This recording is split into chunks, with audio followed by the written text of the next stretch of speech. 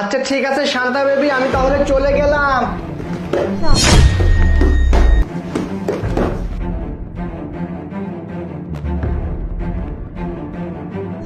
আরে কাজ হয়ে গেছে, বোকাটা তো চলে গেছে। নাটক করতে করতে সত্যি দেখা যায় একদিন একদম নাটকের ফয়দায় পড়ে যাব। আচ্ছা, আমার বোকা স্বামীটা জানে না আমি বেলুন ঢুকিয়ে ওর সাথে নাটক করতেছি। ও যেন আমার একটা পা ভেঙে গেছে, আমি গর্ভবতী, তাই কত সেবা যত্ন করে, খাইয়ে দেয়, সব কাজ করে দেয়। না ঠিকই আছে, বাড়িতে এমনি তো আমার কাজ করতে হতো, সেসব তো আর করতে হয় না, বাড়িতে বসে বসে থাকি। আর বুড়োটা আরো সব কাজ করে নেয়। আমি তো এখন পায়ের উপর পা তুলে বসে বসে খাই।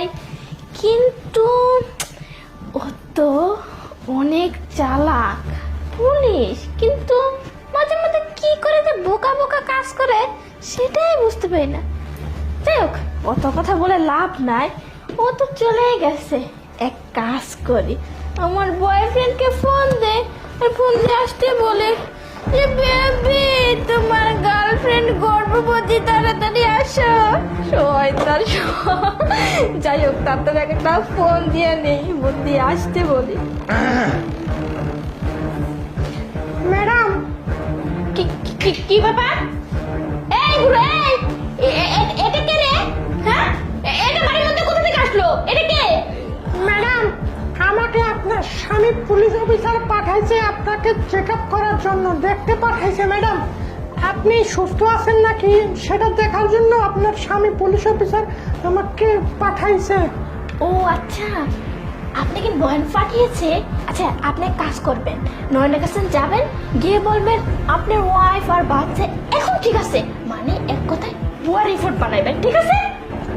কিন্তু ম্যাডাম, উনি যে আমাকে বলছিল যে আপনার পেটে বাচ্চা আছে, আপনি নাকি ন্যাংরা, তাহলে এইসব কি ম্যাডাম? আমি কি বলবো যে আপনার পেটে কোনো বাচ্চা নেই আর আপনি ঠিক আছেন বলবো? আরে দাঁড়া দাঁড়া, হাট! তুই এই কথা বলতে যাবি কেন?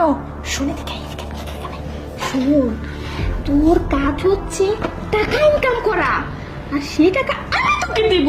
তুই এত চিন্তা করতেছিস কেন? তুই শুধুমাত্র একটু, মানে ছোট্ট একটা অপারেশন করবি, সেটা হচ্ছে একটা রিপোর্ট বানিয়ে দিবি, বানিয়ে দিলে তো সব শেষ। আরে যে বুড়োটা, এ বুড়োটা সবই জানে, কিন্তু কিছু বলতে পারবি না, কেন জানিস? ওকে যে আমি মারি। দাঁড়া, অফিস থেকে ফোন দিয়েছে, শোন, আমার বয়ফ্রেন্ড আছে,